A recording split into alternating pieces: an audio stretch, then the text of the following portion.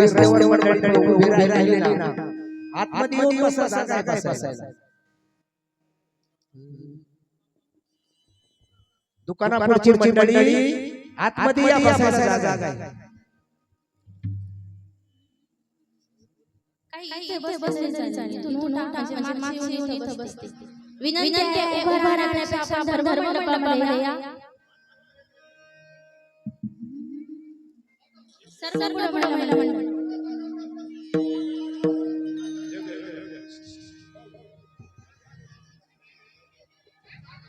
पुढे पुढे पुढे सरकार थोडं थोडं पुरुष मंडळी सुद्धा पुढे पुढे सरकार पुढे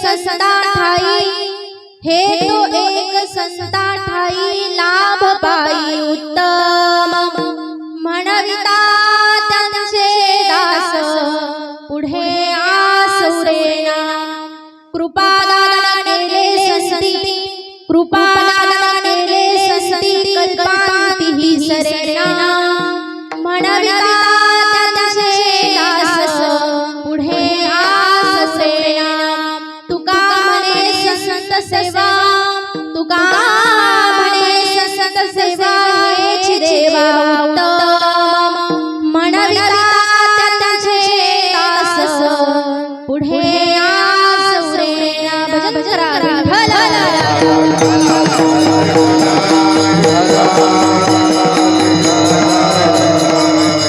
महायोग पीठे तटे भीमरथम वरम पुंडरीकाय दातुं मुनिन्द्रे समागत्यतिष्ठं तमानन्दं परब्रह्मलिङ्गं भजे पाण्डुरङ्गं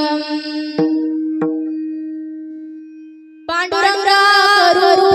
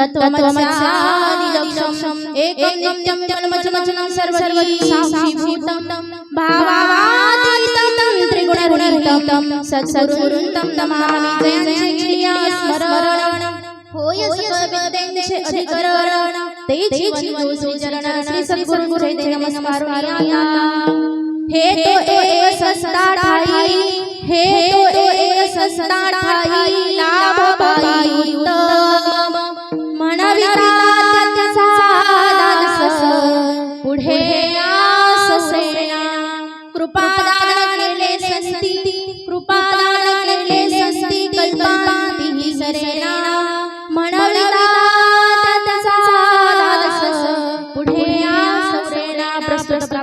संधी प्राप्त असते.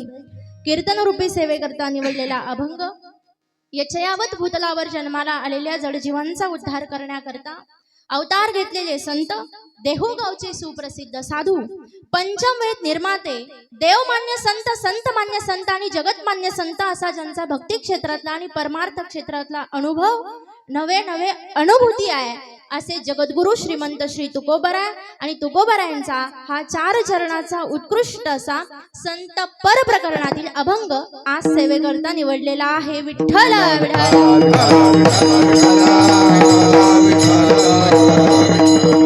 सेवेचं निमित्त आपल्याला सर्वांना माहिती आहे. अखंड हरिनाम सप्ताह ज्ञानेश्वरी पारायण सोहळा आज या ठिकाणी मोठ्या थाटामाटामध्ये संपन्न होत आहे. सप्ताहाचा दुसरा दिवस आज माझ्या वाट्याला ही सेवा आली.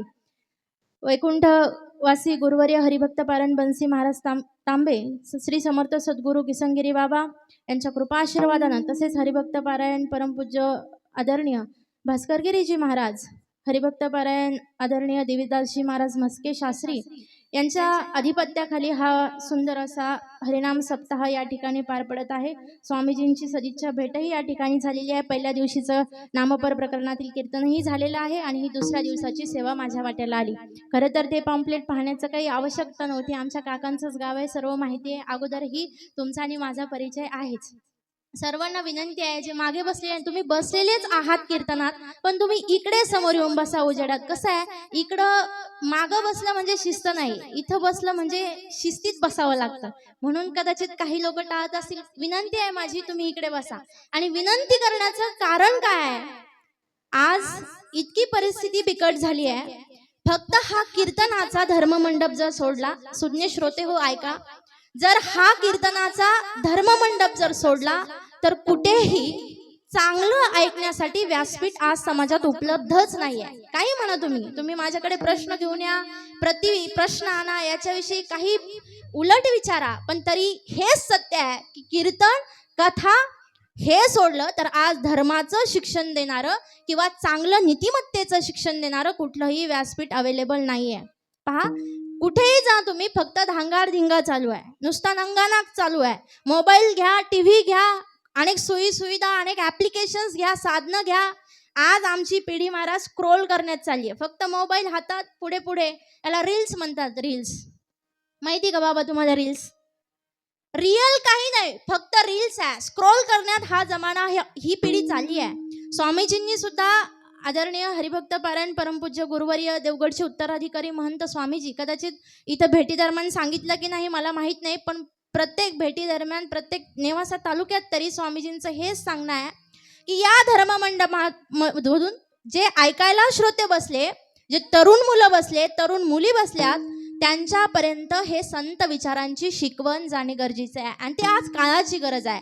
हे संत विचार, हे संस्कार, ही नीतिमत्ता तुम्हाला इतरत्र कुठेही बघायला मिळणार नाही. याच्यासाठी वारंवार सांगणं आहे की धर्ममंडपात निदान तुमचं लिहून देते मी माऊलींच्या पुढे, आज मारुतीरायांच्या समोर, तुमच्या समोर या व्यासपीठावर उभं राहताना लिहून देते मी की कुणाचं चांगलं नाही झालं, इथे बसून कुणाचं चांगलं नाही झालं तर हे लिहून देते की कुणाचं वाईटही होणार नाही. म्हणून करता हे व्यासपीठ आहे. आणि हे सगळं, हे व्यासपीठ, हे कीर्तन प्रवचन, ह्या सप्ताहाचं नियोजन आयोजन हे कुणीही करत नाही. याला भूमी पवित्र असावी लागते. पुण्यभूमी आपली आहे, भूमी पवित्र असावी लागते. मौली ज्ञानोबराय सांगतात, जैसे भूमीचे मार्दव सांगे कोंभांची लवलव.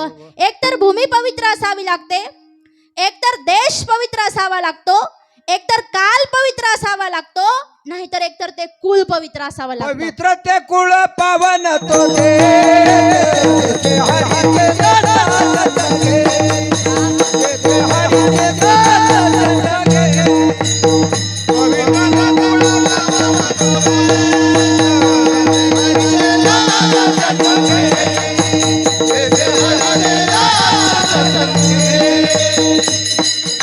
पवित्र ते कुल. महाराज म्हणतात कुल पवित्र असावं लागतं, देश पवित्र असावं लागतो, भूमी पवित्र असावी लागते.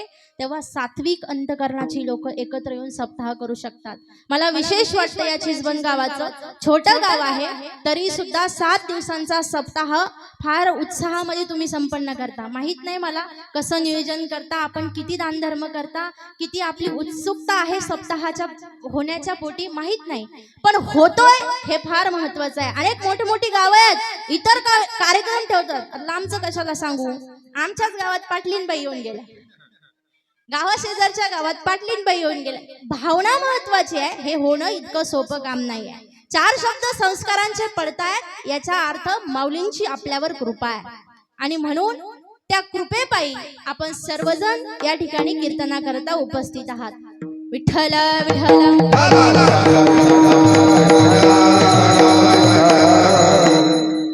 अभंग तुकोबारायांचा अभंग संतपर प्रकरणातील आहे. वास्तविक पाहता कीर्तनाच्या काही मर्यादा आहेत. वारकरी संप्रदायांना सांगितलंय पहिल्या दिवशी कोणता अभंग कीर्तनाकरता घ्यावा, दुसऱ्या दिवशी कोणता घ्यावा, काल्याच्या दिवशी कोणता घ्यावा, सगळे नियम आहेत. पहिल्या दिवशी नामपर प्रकरणातला अभंग कीर्तनाकरता कीर्तनकार निवडतात, नामाच्या विषयी चिंतन मांडतात. इतर दिवशी महाराज म्हणतात भक्ती ज्ञान विरहित इतरा गोष्टी न कराव्या, प्रेम भरे वैराग्याच्या युक्ती विवराव्या, जेणेकरून अंतरी मूर्ती ठसेल श्रीहरीची, ऐसी कीर्तन मर्यादा आहे संतांच्या घरची. अशी कीर्तन मर्यादा संतांनी घालून दिली आहे. कीर्तनकारांकडून आपण विनोदाची मनोरंजनाची अपेक्षा करत असाल तर ते चूक आहे. कीर्तनाची मर्यादा आहे. जे ऐकायला समोर श्रोते बसलेले आहेत त्यांच्या मनामध्ये जे प्रापंचिक विचार आहेत ते बाजूला करून त्यांच्या मनामध्ये भगवंत परमात्म्याची मूर्ती उभं करणं हे कीर्तनकाराचं काम आहे. आणि म्हणून महाराज कीर्तनाची जी मर्यादा घालून देतात, संतपर प्रकरणातील अभंग त्या मर्यादेनुसार कीर्तनाकरता विवेचनाकरता निवडलेला आहे. चिंतन आपण सर्वांनी लक्षपूर्वक ऐकायचं. महाराज या अभंगामध्ये आपल्या सर्वांना सांगतात, बाबांनो तुम्हाला लाभ हवा आहे ना,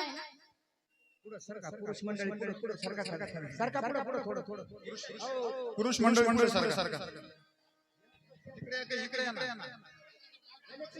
सभा मंडपा पुरा पडतो. खाली काही महिलांना विनंती आहे, जे येणाऱ्या महिला आहेत त्यांना सांगा की तुम्ही इकडे बसा, म्हणजे व्यत्यय येणार पुरुष नाही. मंडळी पलीकडच्या आज काय पाऊस नाही, पलीकडल्या ह्याच्यामध्ये बसा. या पुढे या महिला विठ्ठल विठ्ठल.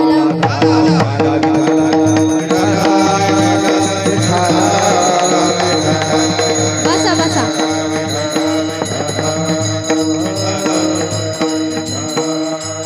बसू द्या, त्यांना बसू द्या. लाडक्या बहिणी आहेत त्यांना मागं ठेवून कसं जमू नाही का. नाही आता त्या हसत मुखानेच कीर्तन ऐकतील. विठ्ठल विठ्ठल.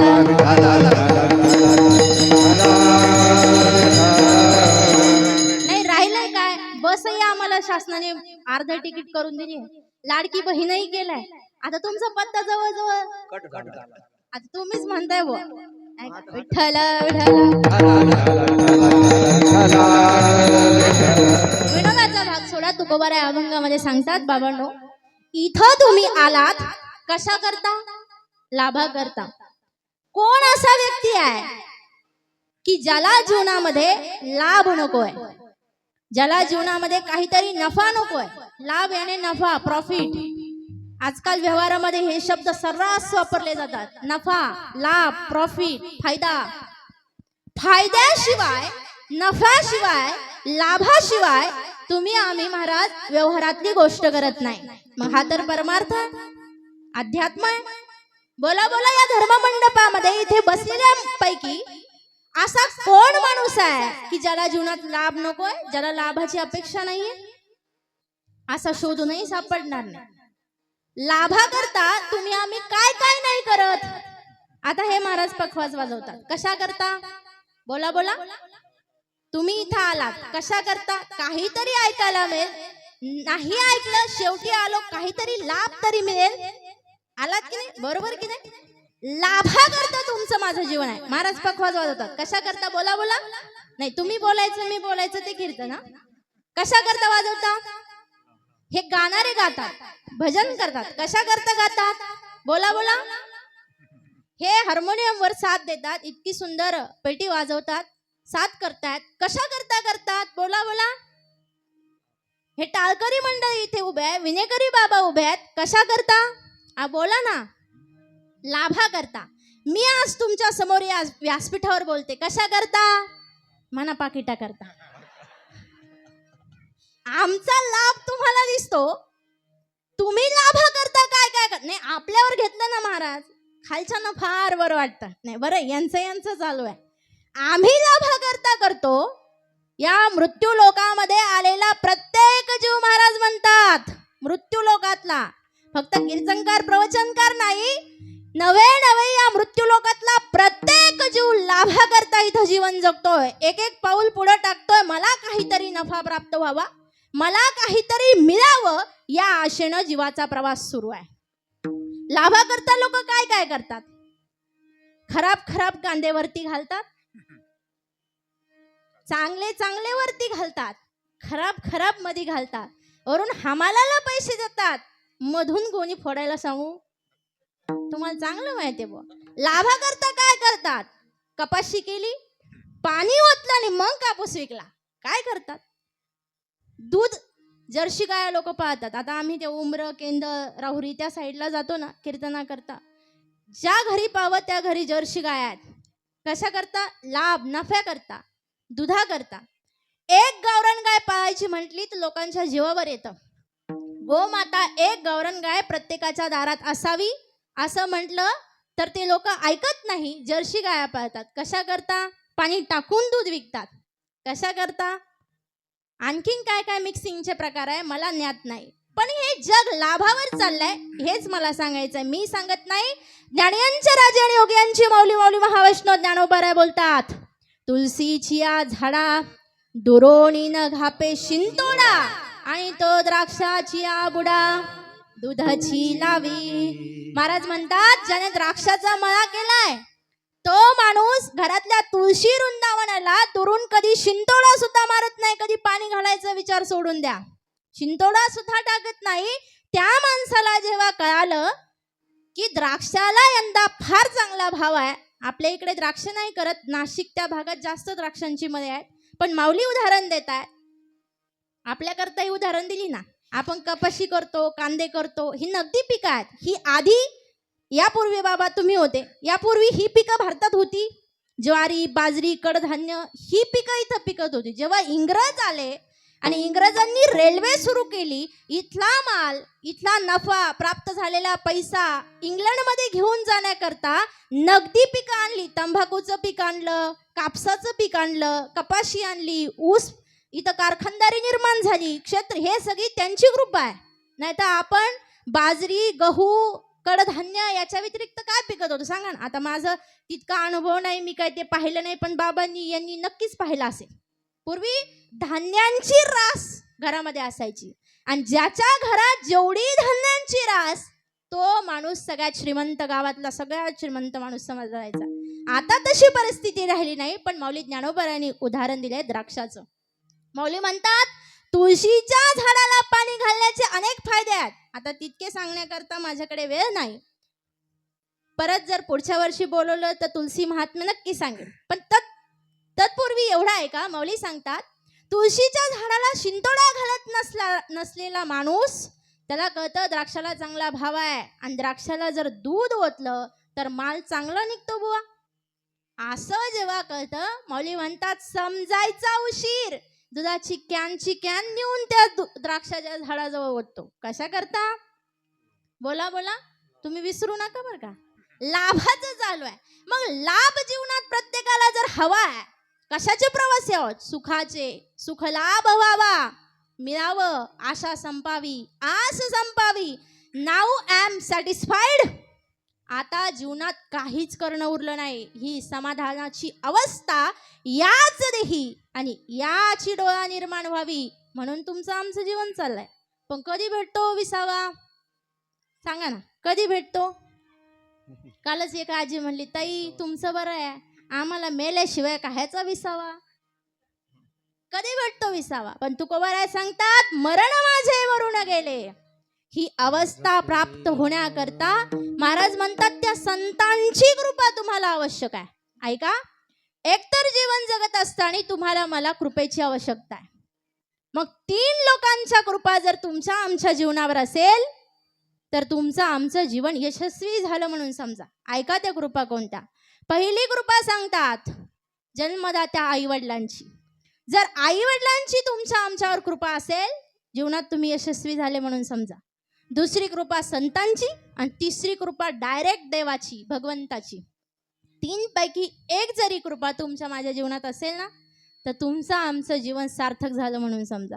मग देवाची कृपा प्राप्त करून घेण्याकरता काय करावं लागेल. अखंड नामचिंतन. शिंक जांभई खोकला इतुकाची वेळ वाया गेला. तुकोबाराय म्हणतात मी शिंकलो खोकलो तितकाच वेळ नामस्मरणापासून दुरावलो. आणि आपण तेवढ्याच वेळ नामस्मरण करतो. जांभई आली का मग लोक राम राम राम. शिंक आली का श्रीराम. कशाचं नामस्मरण त्याच्या व्यतिरिक्त. एक गृहस्थ कधीच रामनामाचा जप करत नव्हता. आयुष्यभर त्याने कधी देवाचं नावच घेतलं नाही. पोरांना मस्त वाटायचं आपल्या म्हाताऱ्याचे किती दिवस राहिले. काय चालू आहे तिकडे. तिकडे कोणी विठ्ठल विठ्ठल.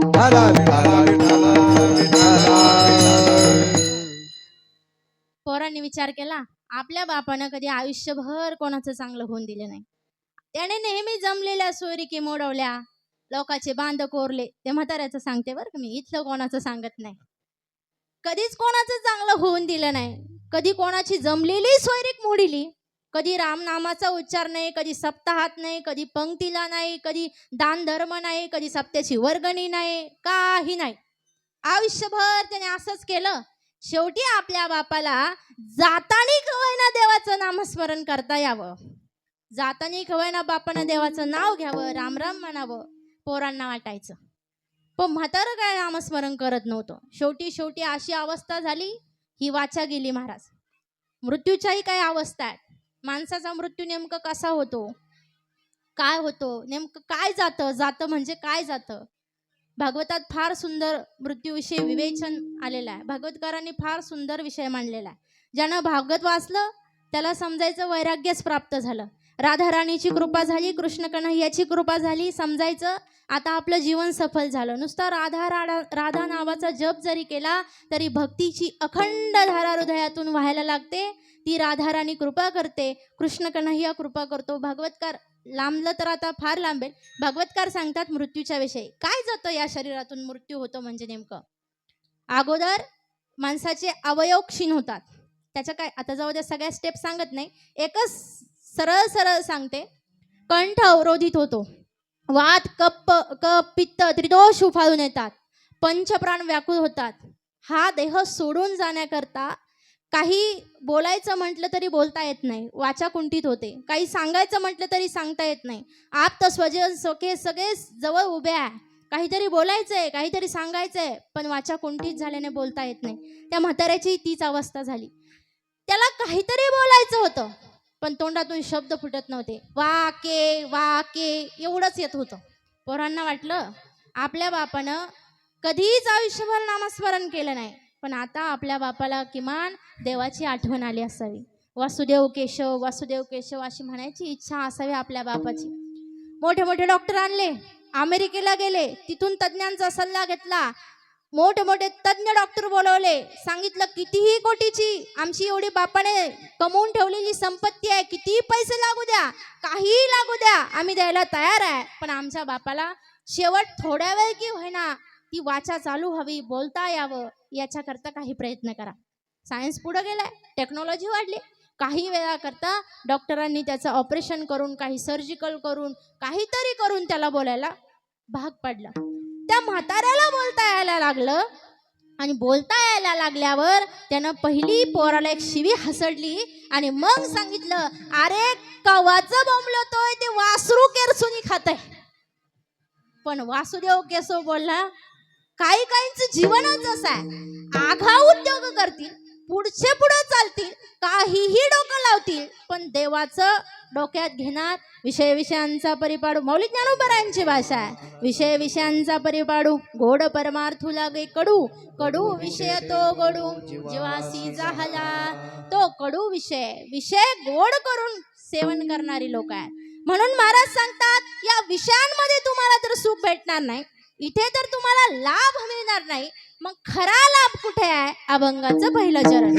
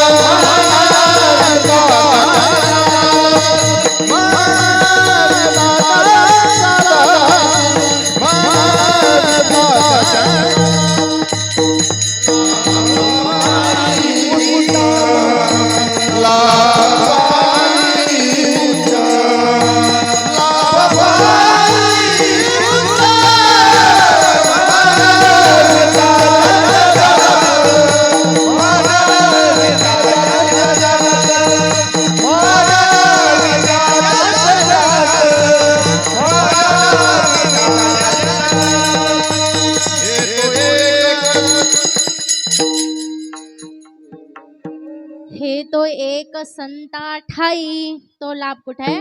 तर फक्त संतांच्या चरणाजवळ. म्हणायचं होतं ना तुम्ही, हा भजनानंद आहे. हा इतका आनंद आहे भजनाचा, खरं सांगते, जो या आनंदात नाऊन गेला ना त्याला दुसऱ्या आनंदाची काही गरजच उरत नाही. इतका आनंदाशी जोडा, आनंदाशी जोडा.